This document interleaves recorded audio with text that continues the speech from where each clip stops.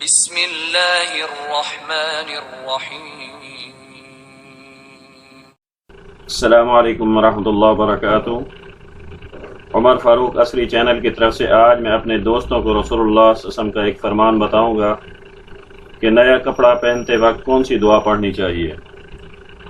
حضرت عمر بن خطاب رضی اللہ عنہ سے روایت ہے کہ رسول اللہ صلی اللہ علیہ وسلم نے فرمایا، جو شخص نیا کپڑا پہن کر یہ دعا پڑھے پھر پرانا کپڑا اللہ کے نام دے دے تو اللہ تعالی کی حفاظت میں رہتا ہے۔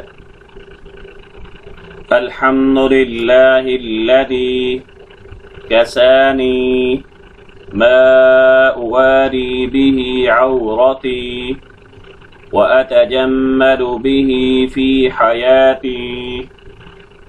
تمام تعریفیں اس اللہ کے لیے ہیں جس نے مجھے لباس پہنایا، جس کے ذریعے میں اپنا ستر چھپاتا ہوں اور اپنی زندگی میں زینت حاصل کرتا ہوں۔